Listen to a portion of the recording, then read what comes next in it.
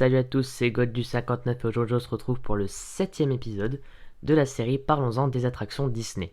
Et pour cet épisode, nous allons nous consacrer à l'attraction Space Mountain.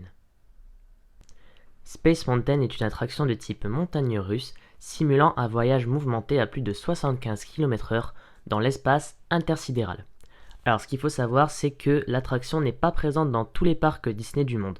Alors, elle est présente partout sauf à Shanghai Disneyland. Donc je vais vous donner les dates d'ouverture. Alors elle a d'abord ouverte au Magic Kingdom, donc c'est-à-dire en Floride, le 15 janvier 1975. Ensuite elle a été ouverte du coup à Disneyland Anaheim le 27 mai 1977. Puis à Tokyo Disneyland le 15 avril 1983. Puis dans notre parc français Disneyland Paris le 31 mai 1995. Et enfin à Hong Kong Disneyland le 12 septembre 2005. Voilà, donc maintenant je vous ai donné un peu les dates d'ouverture, le principe même de l'attraction, on va pouvoir passer à la vidéo. Et il faut savoir que c'est la nouvelle version de 2017, mais on en parlera juste après, ne vous inquiétez pas.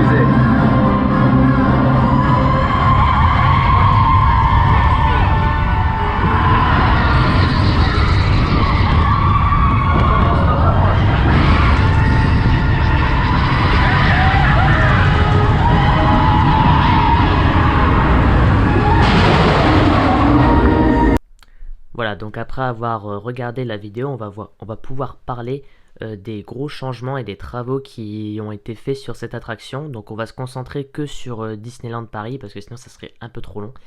Donc comme d'habitude, hein, voilà. Alors ce qu'il faut savoir, c'est que du coup, comme je l'ai dit précédemment avant de vous lancer la vidéo, l'attraction Space Mountain a été ouverte à Disneyland Paris 3 ans après l'ouverture du parc. Parce ce qu'il faut savoir, c'est que normalement, Space Mountain devait ouvrir à l'ouverture du parc, c'est-à-dire le 12 avril 1992. Or, elle a ouvert 3 ans plus tard. Et ce qu'il faut savoir, c'est qu'il y a eu plusieurs versions, il y en a eu 3, exactement, il y en a eu 3.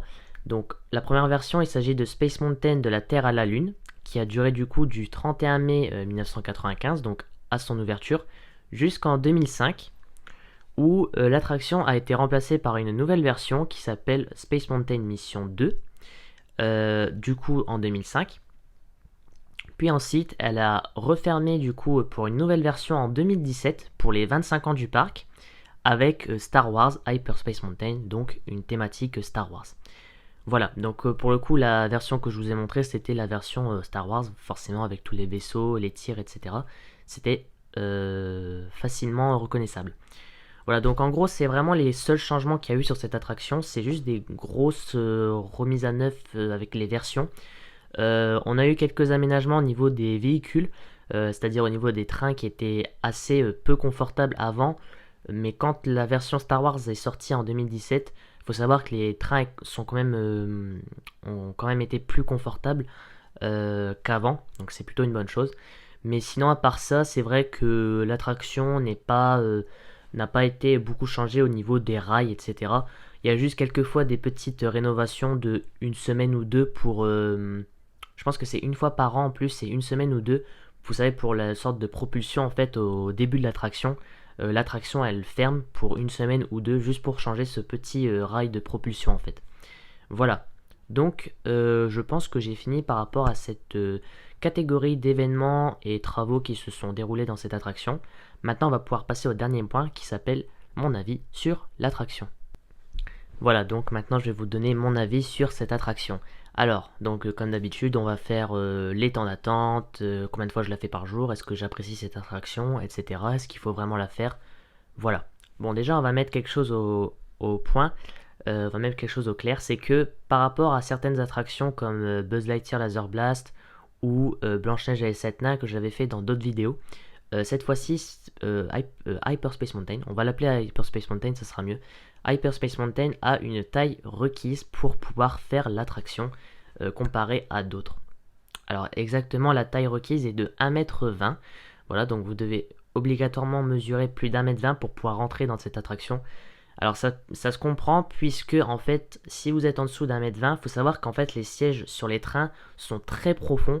Ce qui fait que si vous êtes quand même plus petit qu'1,20 m, vous allez quasiment vous étouffer en fait là avec le harnais parce qu'il est assez comasse on va dire le harnais, et c'est vrai que en dessous d'1,20 m ça peut être un peu dangereux. Voilà, donc je vais vous donner un peu les temps d'attente moyens Covid et pas Covid, hein, comme d'habitude. Donc on va commencer par les temps d'attente du coup en période de Covid.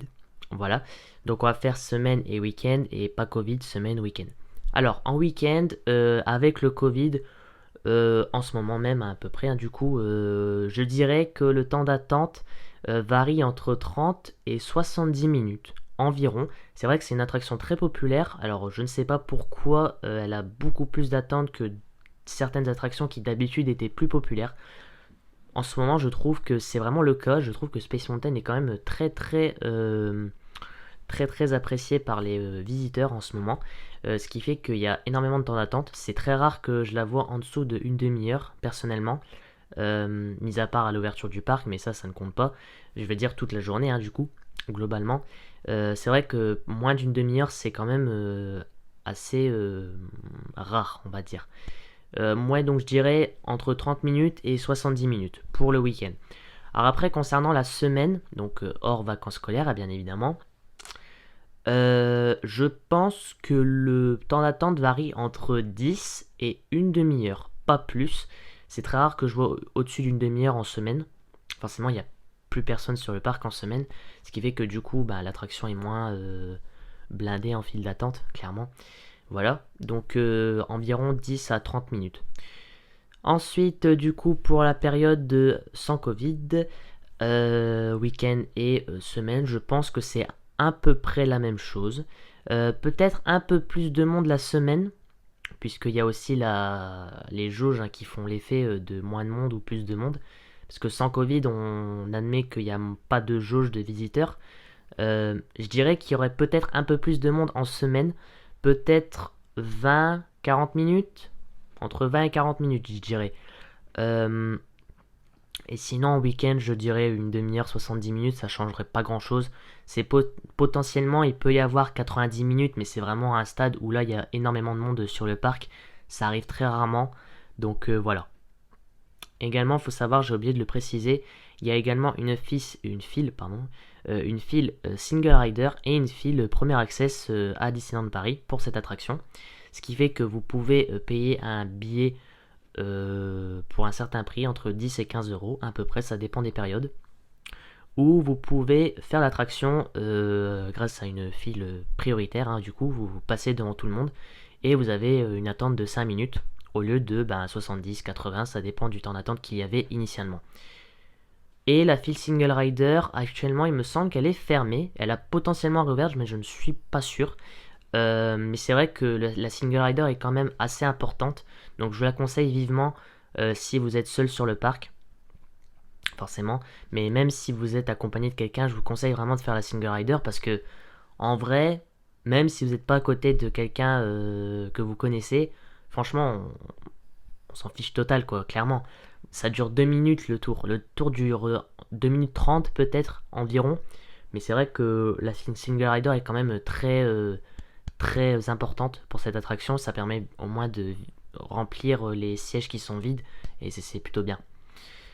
Voilà, donc vis-à-vis des temps d'attente et des filles, j'ai parlé assez. Maintenant, si je devais donner un âge pour cette attraction, alors ça dépend, puisque c'est quand même une attraction, il y a un looping, hein. C'est quand même une attraction, il y a un looping comparé à d'autres montagnes russes comme, montagnes russes entre guillemets, le train de la mine, donc BTM. C'est vrai que Space Mountain, je recommande avec un niveau d'âge un peu plus élevé que BTM, puisque BTM n'a pas de looping et c'est quand même, même si c'est assez rapide, c'est moins violent que Space Mountain, clairement. Bon, après, peut-être que je suis un peu surprotecteur, je m'en rends pas compte, mais voilà, c'est juste mon avis. Donc, vis-à-vis d'un âge que je devrais recommander, bon, déjà, il faut que votre enfant fasse plus d'1 m 20, voilà, sinon il ne pourra pas rentrer.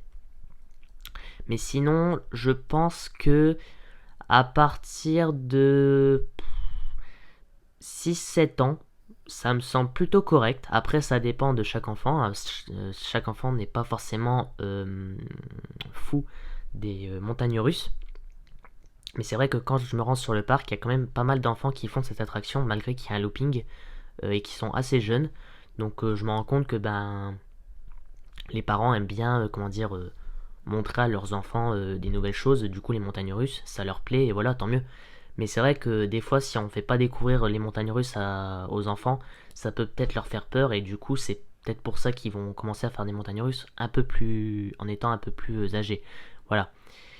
Donc je dirais environ 6-7 ans pour la moyenne, d'emmener votre enfant dans cette attraction, parce que c'est vrai que c'est assez violent. Il y a quand même un looping, même deux. Je pense qu'il y a un looping, donc vous faites ça. Il y a une sorte d'inversion à 360 degrés, vous tournez en fait sur vous-même tout en avançant. Et je pense qu'il y en a une petite dernière, une petite inversion assez rapide. Mais sinon, c'est vrai que l'attraction est assez rapide. Donc comme je vous l'avais dit, le train va à environ 75 km/h. C'est quand même assez rapide pour une attraction. Voilà. Donc je recommande environ à partir de 6-7 ans pour aller dans cette attraction. Voilà, en tout cas, cette vidéo est à présent terminée. J'espère qu'elle vous aura plu comme d'habitude avec les autres épisodes. N'hésitez pas à me dire dans les commentaires si vous avez une attraction en particulier que vous souhaiterez que j'aborde la prochaine fois. Sachant qu'on a fait beaucoup de Discoveryland en ce moment, on a fait Buzz Lightyear Laser Blast, Star Tour et aujourd'hui Space Mountain. Peut-être changer vers Adventureland avec Indiana Jones ou quelque chose d'autre, ou alors dans le parc studio. Voilà, n'hésitez pas à me dire. Ça me ferait plaisir de voir quelles sont vos attractions préférées. Voilà. Et sur ce, on se dit à la prochaine pour de nouvelles vidéos. Et n'hésitez pas à vous abonner, à lâcher un petit pouce bleu. Allez, salut!